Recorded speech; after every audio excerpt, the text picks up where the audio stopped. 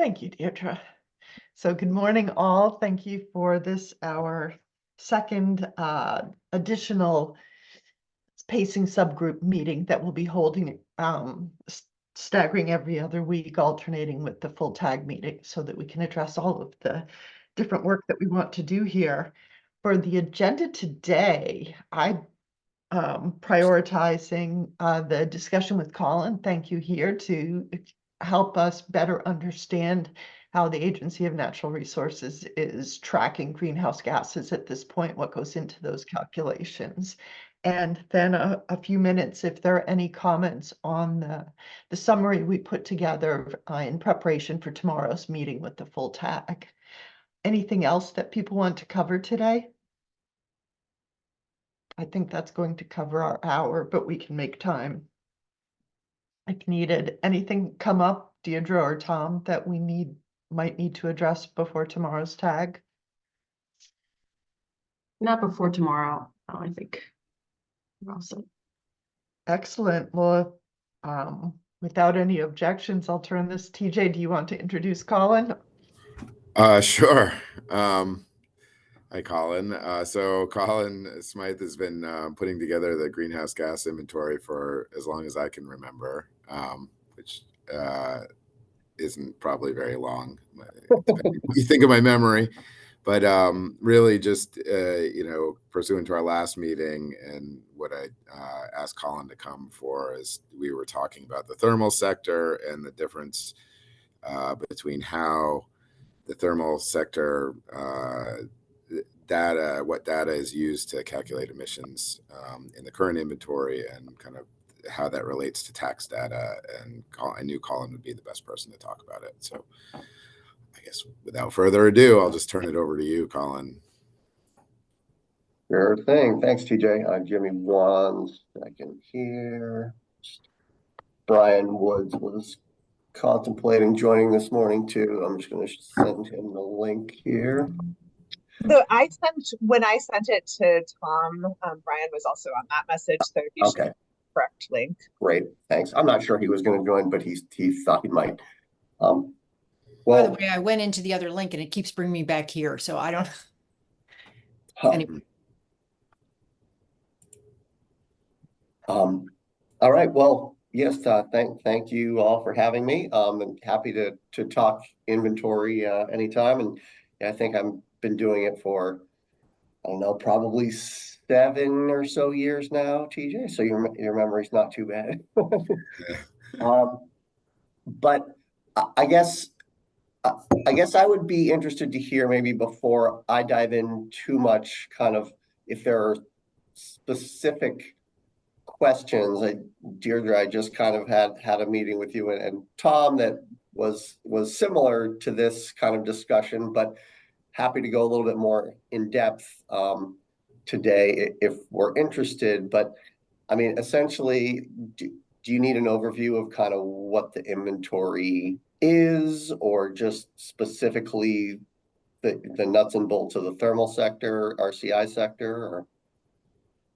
Yeah, so I'll start, I guess, and then Emily, if you came off mute, so maybe you wanted to do it, but I think for me, I think the thermal sector would be useful. What I can explain is the difference between just understanding what data is used to calculate the thermal sector emissions, and then if it's not the tax data, then how that relates.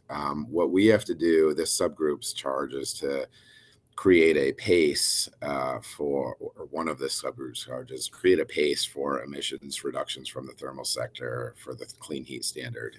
And we have inventory data up through 2020, and then we have kind of targets, the calendar year 2029 target, calendar year 2024 target. And we could draw lines between that, but then we also have it seems like there's new information out there, newer information with tax data and how that relates. And we're kind of figuring out what kind of data we should use, and if we'd be inconsistent if we use something else. Emily, did that cover it? That's my first question. I also have questions about just understanding the methodologies better so we can understand the challenges for reconciling. Like ultimately, like the clean heat standard credits need to be kind of reconciled to the greenhouse gas inventory. And I know those are using two different ledgers in some ways, and I would like to better understand the differences for the thermal sector. But I think we should start with TJ's question so we have that grounding. Sure. And on that point, I'm afraid there may not be a really easy, straightforward answer to that, but happy to talk about kind of connecting the two, but happy to talk about the differences.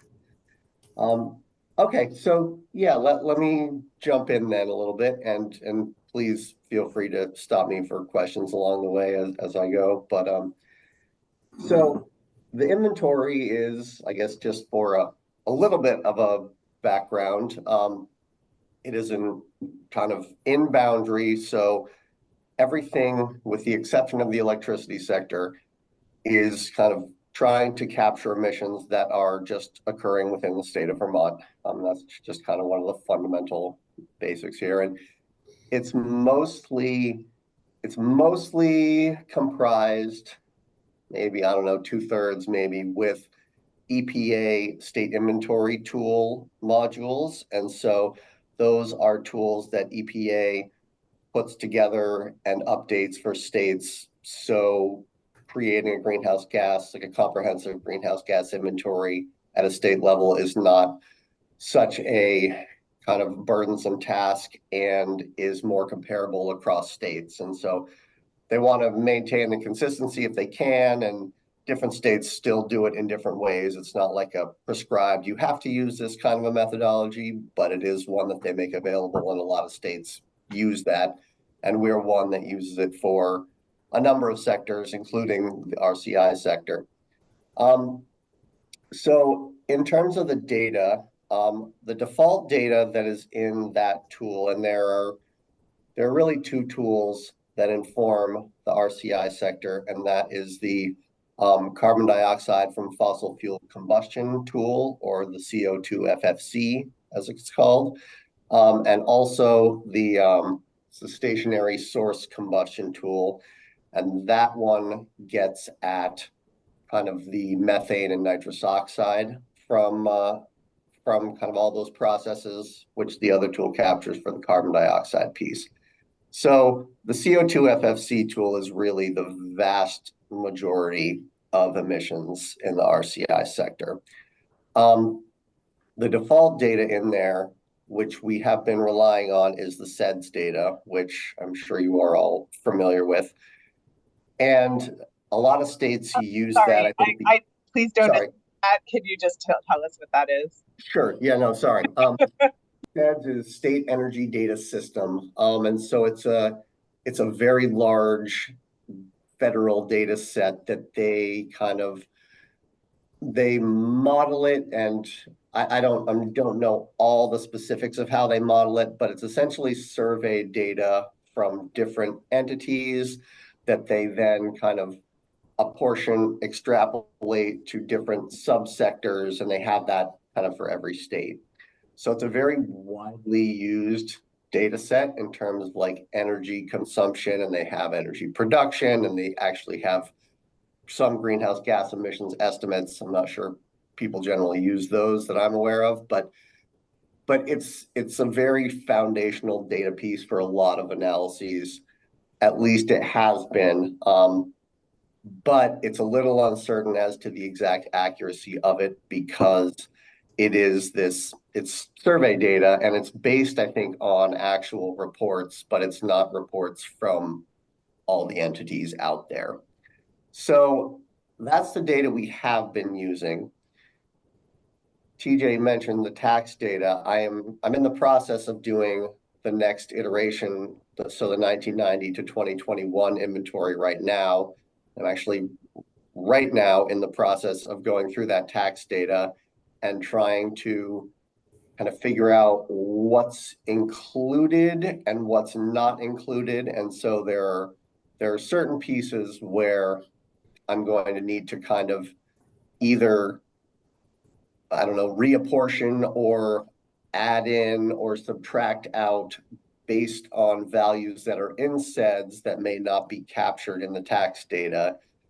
And that's kind of a function of just how the inventory calculation module is set up. So a lot of it wouldn't matter a whole lot if you just wanted a final number, but the way the inventory is set up is it's somewhat granular in kind of how you break it out, just to give a little bit more information, and just so like the subsectors within kind of the overall sector.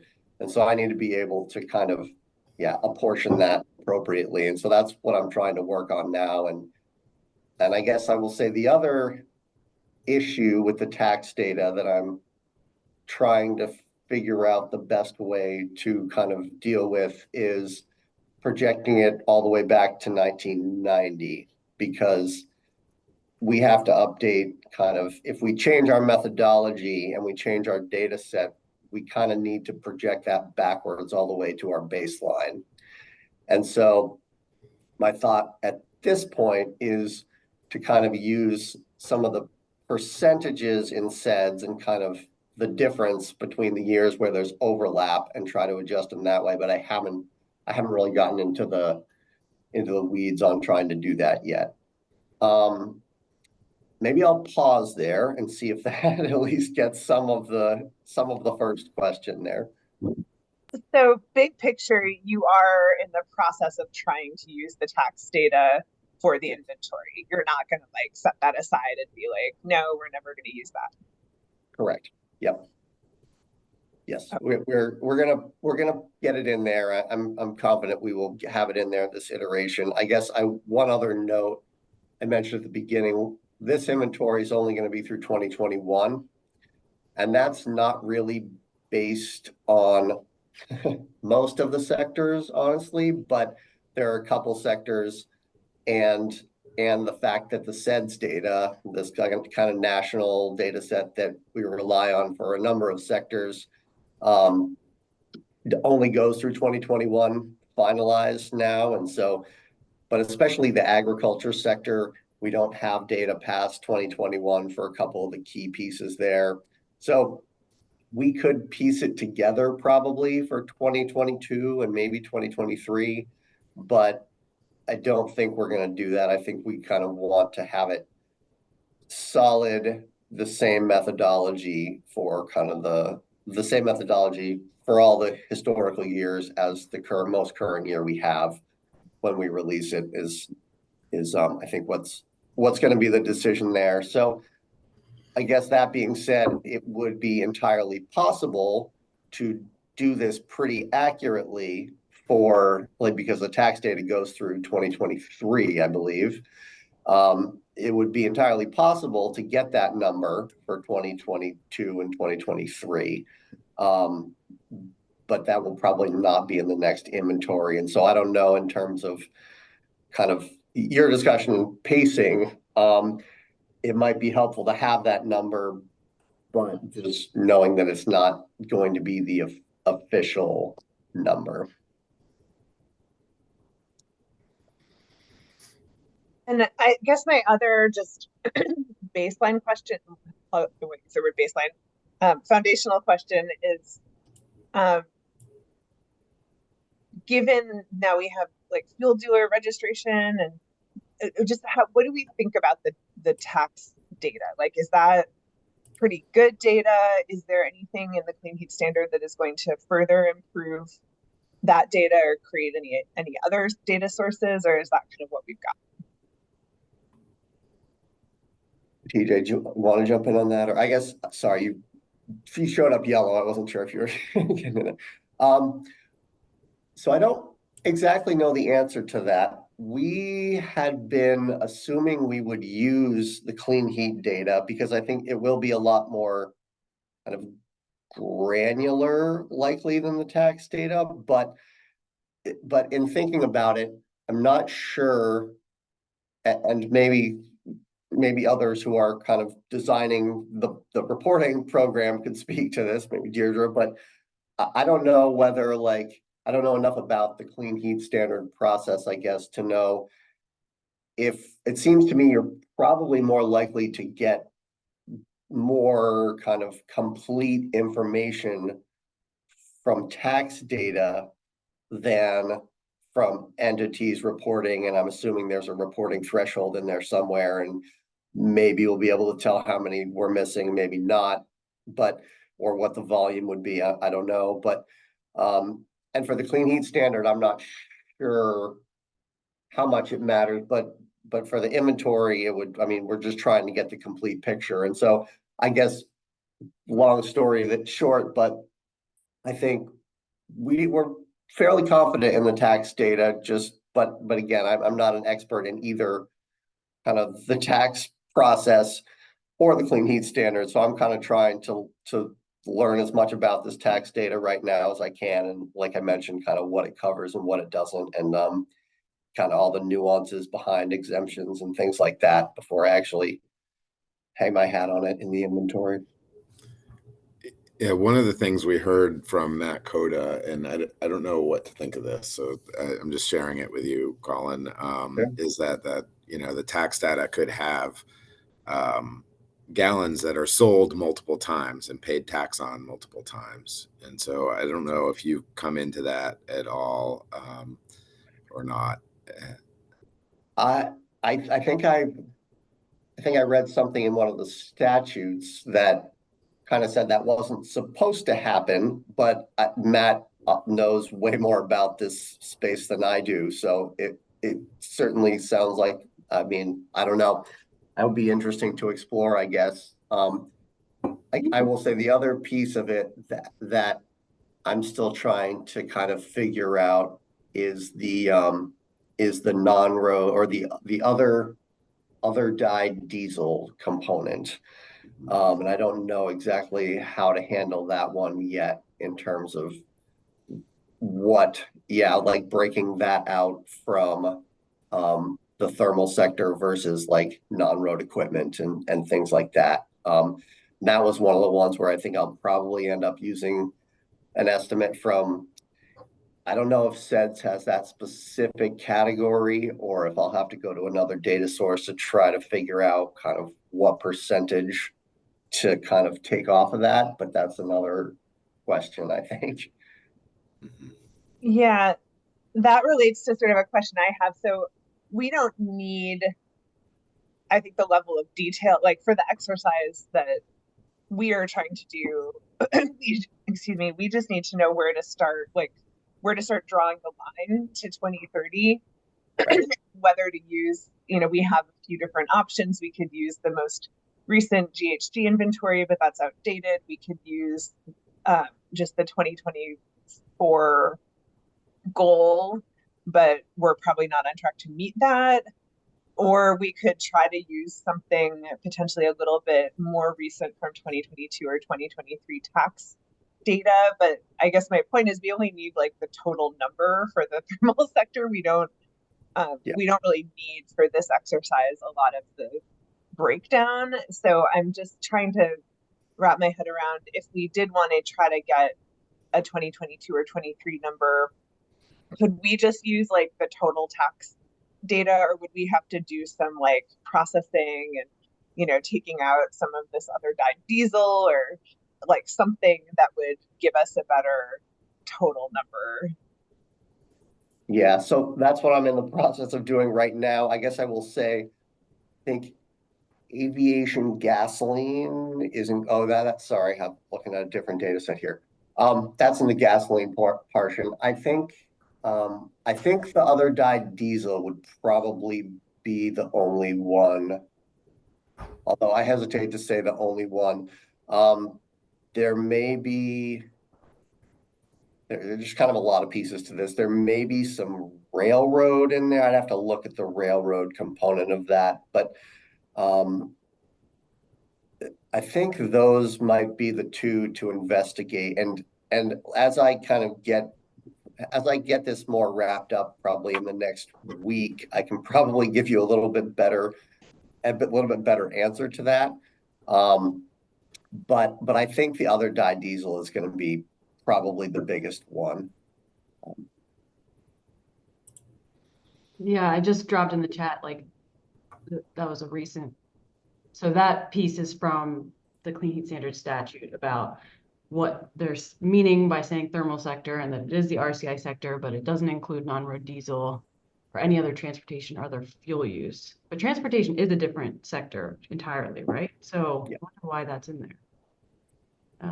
If it's not in RCI. Yeah, Well, it's, but like if the RCI sector in inventory does include potentially some non-road diesel, then I'm not totally sure how to read this.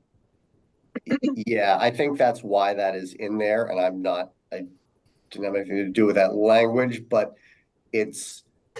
there is the industrial component of the RCI sector does include some things that are not heating. It's like farm use, that kind of thing. And so that's why that's in there, to kind of not capture that off-road equipment component within the thermal clean heat standard cap, is my understanding. And so when we're trying to proportion clean heat standard goals to just the emissions that are coming from the people that we're regulating now, that's going to be a pretty big exercise to try and remove those emissions from industrial use or non-road.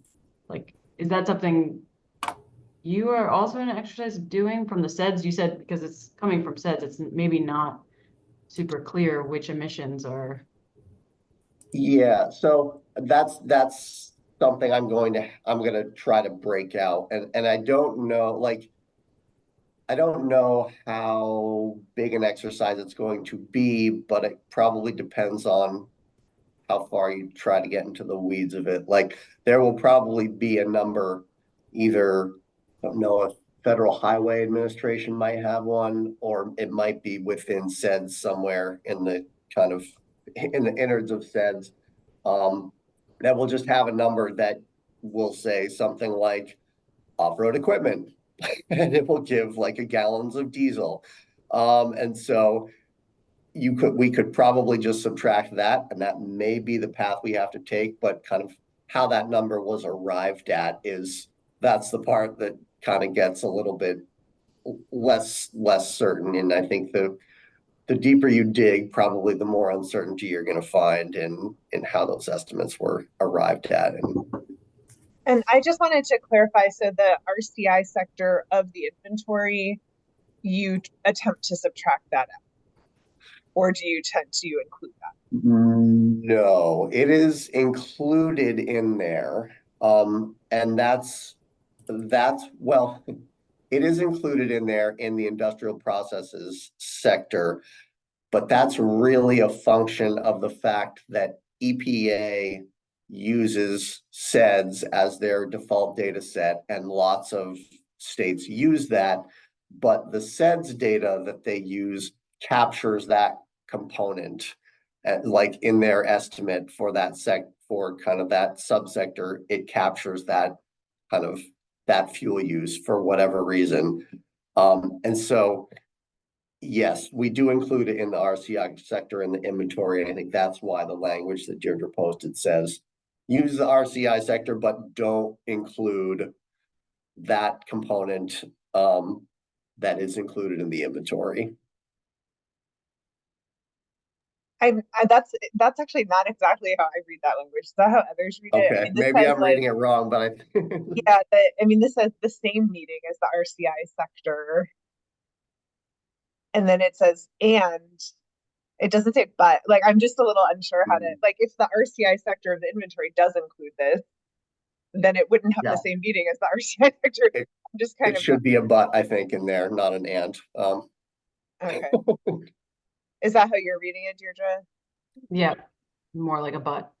Okay, thank you. That's helpful. Yeah, sorry, I missed that, but yes. Yeah, this was a nuance I didn't really notice until recently, that was going to be. Yeah, so that's another thing that's going to require some reconciliation for us. Another reconciliation step. Yep. So you said you're actively working on this now. Like, are you at the point where in like 2 weeks you could be like, here's a number. This is approximately the GHG inventory for 2022, or at least, or 2021 at least, and minus the non-road diesel and based on the tax records. And then if you give me 2 more weeks, I could give you a number for 2022. I am hoping so. I am hoping to have this wrapped up in the next couple of weeks. In terms of, yeah, so I'll kind of go back to my little caveat on 2022 and 2023. In that I don't think we're going to include those in the inventory. And so the modules, the SIT modules only technically go through 2021. So I can kind of manufacture 2022 and 2023, but it's going to be like, they're not going to have like, and I would honestly have to look at how much kind of the different emission factors in there change year to year. They do somewhat, at least in some of the modules. But that being said, you could come up with a pretty good number if you just put in the data for 2022 and 2023 into the slots for 2020 and 2021 in the SIT tool. It may not be exact, but it would be pretty close. So I could probably do that, but I don't. That will, like I say, that will not be in the inventory. So it's possible that we could do it kind of as an outside exercise. Yeah, maybe I'll, so if that's something you're interested in, we could probably figure that out. Sorry, I have one question. I hope that doesn't take us back, but Okay. so the reason that to kind of project a 22 or 23 using tax edit, like the reason why SEDS is still involved in that is because SED contains the tools that translate gallons in the tax data to the emissions outputs. Is that why SEDS is still necessary in that 22 and 23 projection? No, sorry. So SEDS is just the kind of straight activity data, like gallons of fuel, BTUs. So, but the EPA state inventory tool, the SIT tool is kind of, that's the tool that EPA puts out for all the states. And so that's what I'm using. And so SEDS is the data that's in there right now, because that's the data they produce for every state. If you have better data, like we're hoping to put together with the tax data, you can just replace the SEDS data in that tool. And so the problem with the 2022 and 2023 in the tool is that they're not built into the tool yet.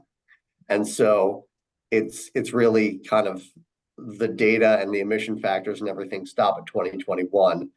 And they may have like straight lined them out. Now that I'm saying that, it always used to be it stopped at the year. They might have put in the ability. So maybe I'm walking that back a little bit.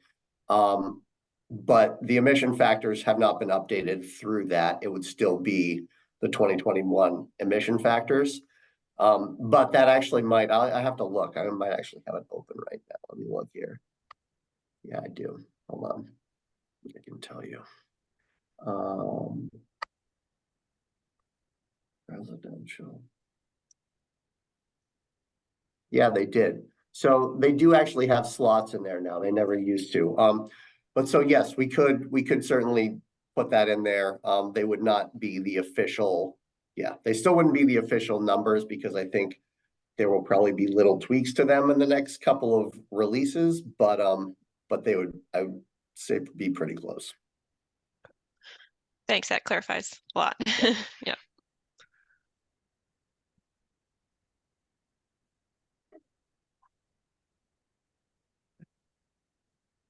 And there's not, sorry, just one more question about the SED No. versus tax. So, you're going to be using tax data. Will it be more of like a check on the SEDS data, or there actually is the data source will change to tax in future years? I'm planning to have the data source be the tax data. Okay. And so I'm still going to need to use SEDS, because the tax data doesn't have the kind of granular breakout for the different subsectors, or like I was mentioning for gasoline, like in the tax data for the gasoline, aviation gasoline is included in there, and there's no way to break it out because it's all taxed at the same rate. And so and it's got a different emission factor. And so I need to say, okay, well, X% of the gasoline in SEDS is aviation gasoline because they have that breakout in SEDS.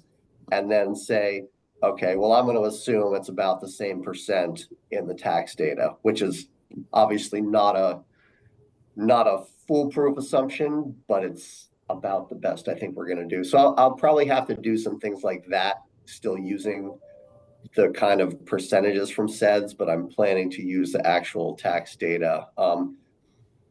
But I guess the other caveat, which I mentioned before, is that the tax data doesn't go back, at least Oh, right, yeah. my understanding is it only goes back kind of in its current form to either like 2015 or 2017, I think. Where the fuel was separated.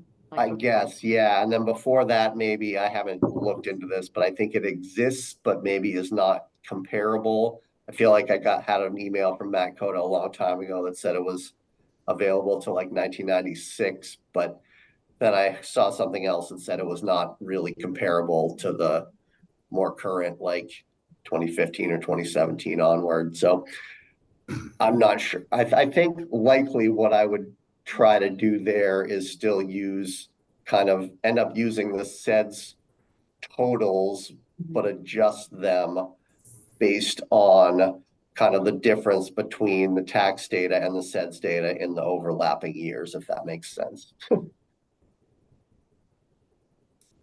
That does, thank And you. in the SEDS are like if sector is the right word, or just those breakdown assumptions, are those national assumptions sort of, or regional? Yeah, so the framework is state by state, or you can get it at different levels. You can get it national. Hold on, I'm just going to pull it up so I can just put the link to it in the chat here, and you can explore it if you feel so inclined. But so it's a very robust data set, and they have kind of a bunch of different kind of ways of looking at a lot of the data. Some are like just, like I was mentioning, the straight volumes, and some are actually like converted to BTUs or other kind of energy units. So it's definitely helpful, but it's a little bit unclear as to just how accurate it is. And EPA kind of says in their tools, like if you have more local, better data, you should try to use it. So yeah, we're always trying to update, but yeah, the problem usually is if a data set has been around like long enough to make it useful back to 1990, we probably, because the odds are good we've heard about it. So then you get into the problem of trying to like backcast newer data sets, which is we sometimes do if we feel like it's a good data set and worth it, but that's kind of the balancing act. Thanks. Sure.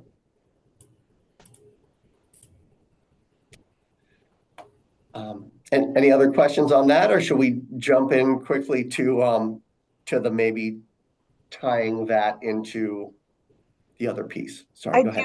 I definitely want to get to that briefly so we can maybe gain information to frame future discussions on that topic.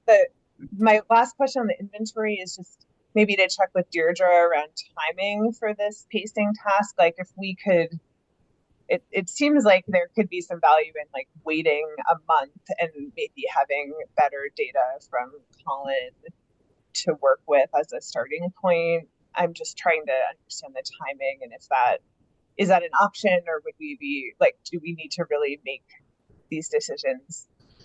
I don't think it's not necessarily that we need to make the decisions right now, but I think this all relates back to process, like where are we tying things? So I don't think we need the actual numbers. It's just what, you know, Yeah, but which we can, sources of information are we using? What are we using as a proxy, or what are we using? I think that all can happen, still happen now. But the hope is that we can move on from like a process perspective in the next like month. Yeah. You know, okay, and then at the end, I guess, like, you know, I don't anticipate that this subgroup will work on the actual like emissions reductions that translate to credits until like the actual numbers until, you know, late summer, when there's potential study to maybe change the shape of the curve from baseline to 2030, that kind of thing. Just a practical or functional question for you, Colin. As you're doing these recalculations, does that mean that you are going to revise the greenhouse gas inventory, or will there be two reporting trackers? Or I'm going back to TJ through Brian Woods provided us a spreadsheet that showed us the numbers broken out by sector for the greenhouse gas inventory to date. And now you're saying you're going back to reconcile that. Does that mean those numbers are going to change? Yes, potentially. And so that we update the inventory every year. And so we do, and this has just kind of been our practice, honestly. And I think it may be worth a discussion as to whether or not it should continue to be the practice, but this kind of predates the Global Warming Solutions Act. So we've been doing this inventory long before the Global Warming Solutions Act, when these numbers were kind of as important as they are today. And so our practice has been, when we update it, we update all the historical data as well. And a lot of times that doesn't change very much. But if you have something, and I honestly don't know how much this is going to change it yet, but if you have a real significant methodology change, or another one that's going to come up this year is EPA has just kind of been investigating landfill, like leakage of landfill gas. So, and saying it's much higher than people have been reporting. So when things like that happen, we're not just going to change it this year, because that's obviously been happening for a long period of time. And if you just change it in this year, you're going to get an artificial jump in your emissions, and it's going to kind of screw up like your progress towards your baseline, essentially. So that's why we have always tried to update it historically, but it does make it challenging when you have kind of set statutory, like, I guess the specific numbers aren't in statute, but even the percentages are, and people obviously calculate the number for the emission reduction. And so it does make that certainly problematic at times. But so I don't know what the right answer is to that, but yes, the answer is we are planning to update the historical data as well. Which is another case for saving our absolute figures until we see how large a change that is, given the new information and the tax records. TJ, did you have a question? I did. Well, I wanted to comment. I'm going to check today with the potential study consultant to see when, so they're doing an optimized scenario, basically, of a measure mix. And that measure mix, it would be ideal if it met the pacing that we set up. So in terms of timing, I don't think it has to necessarily. It'll still be really informative, but in terms of timing, I'll find that out later today, if we could wait a month for it. And then just to say, I think, if we can get the process down for the commission, then the actual numbers may be able to come a little bit later. I did have a question for Colin, but I lost it. So maybe it'll come back. yeah, I know we only have a couple minutes, so I was I was hoping to just better understand the reconciliation issues so that, but this has been extremely helpful, Colin. I think we might want to invite you. Maybe you should just join this subgroup or something in your spare time. But so thank you so much. But on the reconciliation issues, is it mainly the boundary issue that like you're looking at in-state versus the life cycle analysis would take into account kind of upstream, and then there is like your recent upstream study, or so is that the main issue, or are there other major reconciliation issues? Sorry. Yes, I think that is probably the main one, is that kind of the in-boundary framework does not mesh particularly nicely with the upstream framework. But I think another one that I'm sure you all have already heard all about is the biomass piece of it, and accounting for biomass. And that may or may not be a huge deal. And I think it probably depends on some of the accounting decisions. But I guess I'll just say in the inventory, and this is again kind of how we have done this, and I can go into some of the details as to why, but it essentially had to do with, in the past, especially, kind of estimates for the land use sector were pretty coarse and pretty bad. And so that leads into the GWSA being a gross target, essentially, because the land use sector is where you would get that kind of net sequestration piece, and we didn't have confidence in that anyway. So they're gross targets, but what the inventory does, and this is kind of following IPCC's guidelines, is say we're essentially not going to count the combustion of wood or biofuels within the sector that you would think. Like, if you burn firewood in your stove, that doesn't show up in the RCI sector. Where it shows up is the land use sector. And it shows up as like a stock change in the forests, at least in theory. And so that's kind of the guidance from IPCC, and that's what we've been doing. But there's still a lot of kind of uncertainty in there because the levels of granularity kind of in that data, like a statewide land use change, forest carbon stock change number, has a lot more uncertainty than the amount of firewood burned in Vermont, even though that one has a lot of uncertainty too. So that's how we account for it right now. And so that has come up as a point of contention a lot recently.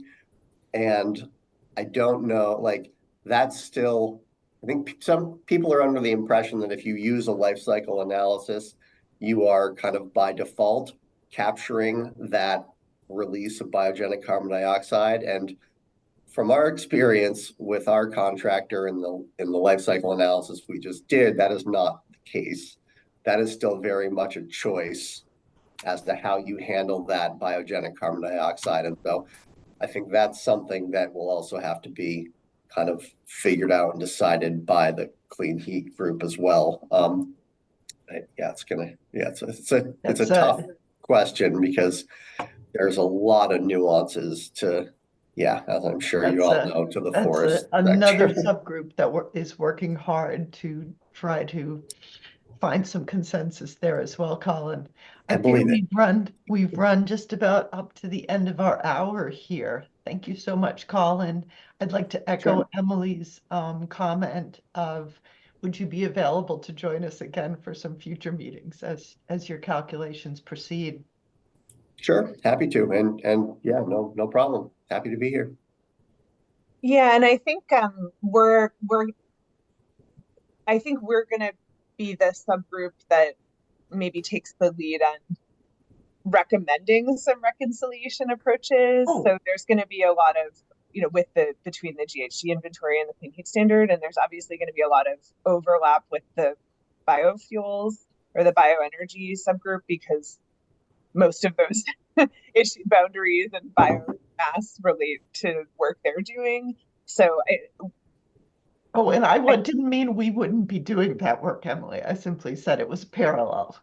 It's yeah, parallel no, discussions responding to until we come back. I'm just trying to think through like the timing for how we can organize that.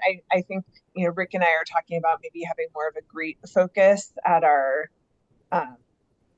May 30th or whatever it is, May 30th meeting, to kind of dig deeper into some of those topics. So I think whenever the meeting is that we start getting into reconciliation, it would be great if we could try to arrange it at a time that Colin can participate. That sounds great. Thanks. DJ, did you have one more comment? You're flashing yellow. Nope. Nope. I'm not sure why that was. Not a problem. Thank you, everyone. Thank you, Catherine, for putting this together. Glad we were able to get at least this core group here, and we'll look forward to seeing you all tomorrow at the full tag meeting.